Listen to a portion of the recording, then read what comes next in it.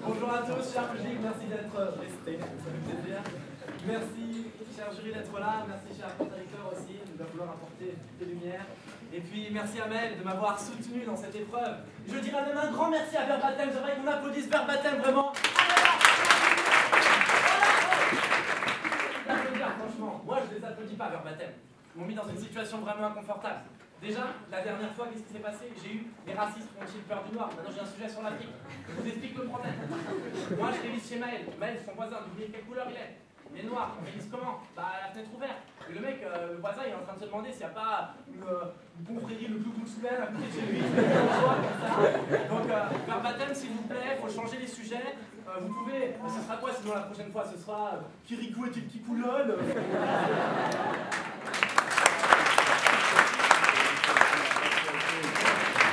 Pas que le plaidoirie du manager se transforme en plaie du manager. Bon, je vous avoue quand même que je suis content pour deux raisons. Enfin, double en fait. Parce que je suis contre. Oui, bah oui, c'est déjà mon âme de français sans s'en ragaillarder, de la contestation aujourd'hui. Et deuxièmement, parce que je vais pouvoir tordre le cou à toutes ces idées préconçues sur l'Afrique. Parce que je vais vous dépeindre tout d'abord un tableau très noir.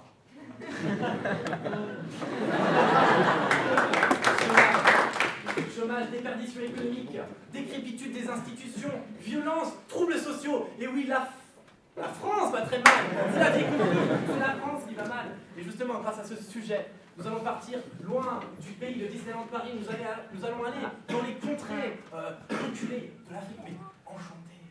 Car, par une belle nuit étoilée, on peut, au bord des rivières pourpres de diamants de la République démocratique du Congo, écouter dans l'attente du prince Kadhafi, la belle histoire de la force licorne en Côte d'Ivoire. Voilà, dès qu'on sort des préjugés, on arrive à une Afrique absolument féerique. Et donc dans ce sujet, on va le décortiquer un peu. Ouais, il y a des termes importants, je pense. Bon, c'est vrai que d'habitude, j'aime pas trop m'apesantir sur la définition des termes du sujet. Mais bon, si je le fais pas, il n'y a que les AST qui vont comprendre.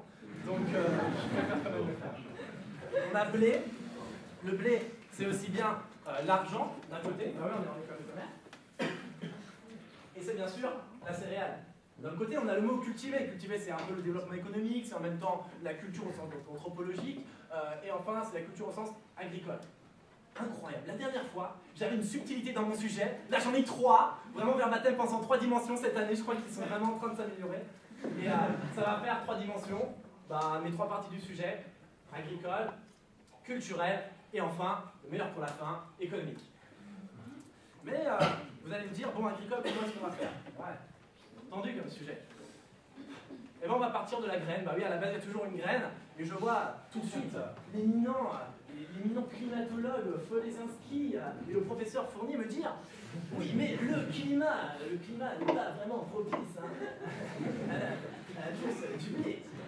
À cela, je répondrai un seul mot. Monsanto. Alors comment? Ce n'est pas une insulte italienne, mais c'est avec comment ça s'appelle, les graines de Monsanto, c'est un petit peu des graines faciles. C'est-à-dire c'est où vous voulez, quand vous voulez, selon n'importe quel climat. Quoi. Et c'est comme quand on est ensemble, quoi. Tout devient possible. Même en Afrique. Même en Afrique. Alors bien sûr, bon, les graines c'est possible. Et la terre est-elle assez fertile? Et c'est là que le grand botanologue Maël Ezadi m'a ramené un chiffre absolument incroyable. Le taux de fertilité en Afrique. 4 ou 5 enfants par femme. Ce qui veut dire que la Pachamama africaine est bel et bien fertile. Mais oui, c'est tout à fait ça. Donc voilà, la graine, elle peut aller se planter dans la terre fertile. Hein. De là peuvent naître des pousses de blé. Vous allez me dire, il manque une seule chose. La preuve. Existe-t-il des traces de blé en Afrique? Et oui, nous avons été chercher jusqu'à la NASA pour vous le prouver, car, suivez bien mon raisonnement, si le blé est jaune, les champs de blé sont jaunes, s'il y a du blé en Afrique et que l'Afrique ne manque pas de blé, eh bien il y a des champs de blé en Afrique, et c'est avec stupeur que je vous montre la carte. L'Afrique de l'espace. Voyez-vous toutes ces étendues de blé à perte de vue?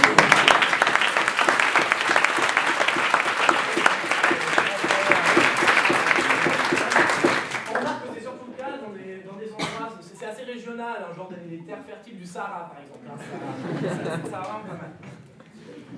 Alors bon, il y en a certains qui vont dire, les cartes vues de l'espace, c'est très américain, on peut leur faire dire ce qu'on veut. Hein.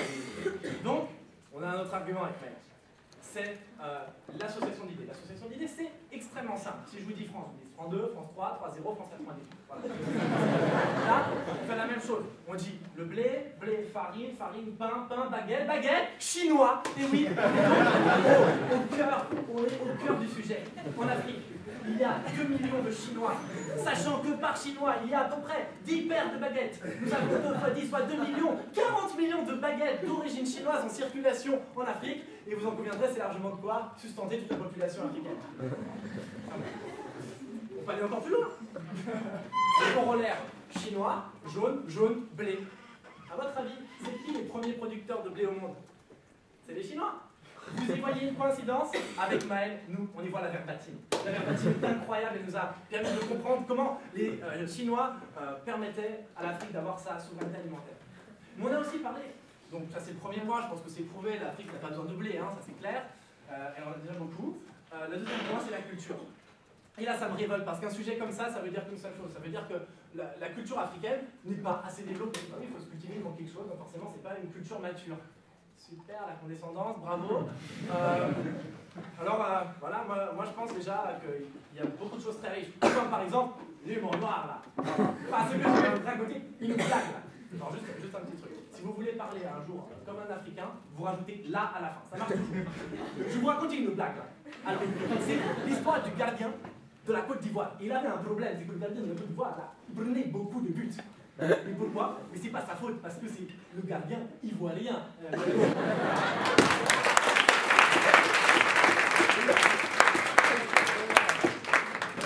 Donc en humour, ils sont supérieurs. Et nous, on met des sujets comme ça, on parle de notre richesse culturelle et religieuse.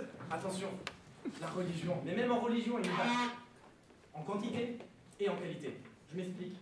Est-ce que vous avez déjà été au Maghreb, vous êtes réveillé à 5 h du matin par la prière? Vous vous rendez compte qu'ils prient 2 dieux à la fois? Bah oui, ils disent toujours Allahu Akbar comme ça, bon, c'est pas très bien lequel ils abonnent. Et donc, on voit bien que, et ensuite en qualité, nous on est obligé d'allumer un cierge pour que Karim Benzema plante un but, en 2002, ils nous ont marabouté l'équipe de France, et depuis elle joue mal. Ça fait 2002 qu'on a plus rien. Je vous le rappelle. Donc, bon, la religion, c'est encore une chose. Vous voir les bons vieux athées francophones ici, hein, ils sont là, ils sont très contents. Ouais, mais moi, ma religion, c'est la gastronomie française. Ok, d'accord. Religion, c'est vrai, il y a le bon vin, en France, il y a tout ce qu'il faut. Patrimoine mondial de l'humanité, s'il vous plaît. Voilà, cool. Et en Afrique? Bah justement, en Afrique aussi, ils ont leur spécialité, c'est absolument incroyable que vous ne les connaissez pas. Vous saviez pas qu'en Afrique, l'exploitation viticole faisait fureur, qu'il y avait de vrais grands crus en Afrique. Et oui, vous n'avez jamais entendu parler des pots de vin? Je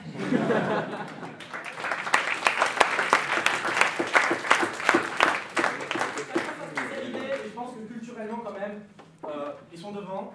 Donc, que l'Afrique, pour se cultiver, l'Afrique manque de quelque chose. L'Afrique, elle manque de rien, elle était déjà assez cultivée comme ça. Et on arrive maintenant au point économique. Allez, parlons-en de l'économie, le blé.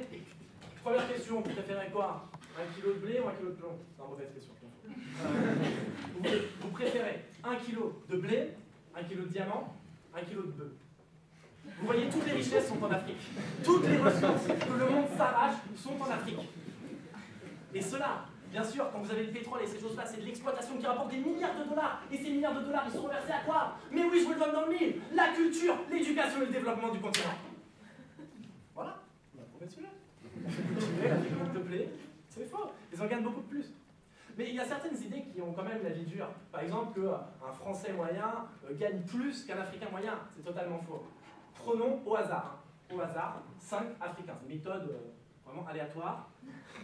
On va prendre Laurent Gbagbo, Didier Drogba, Samuel Eto'o, Alou Diarra et Patrice Evra. Voilà.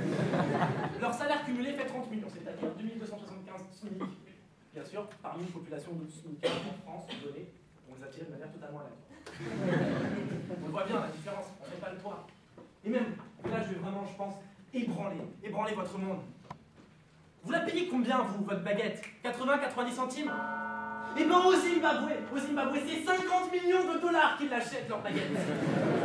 Vous seriez prêt à mettre 50 millions? Je ne crois pas. Non. Un problème de riche, la banque du Zimbabwe a été obligée d'imprimer des billets de milliards de dollars, tellement ils étaient riches.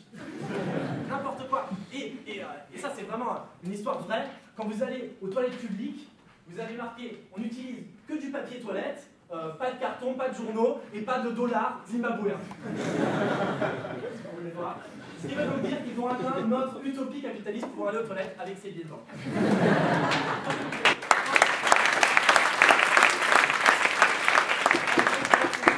On a trouvé que sur le point de vue agricole, sur le point de vue culturel, économique, on n'avait absolument rien à envier. Vraiment, à l'Afrique, c'est notre modèle.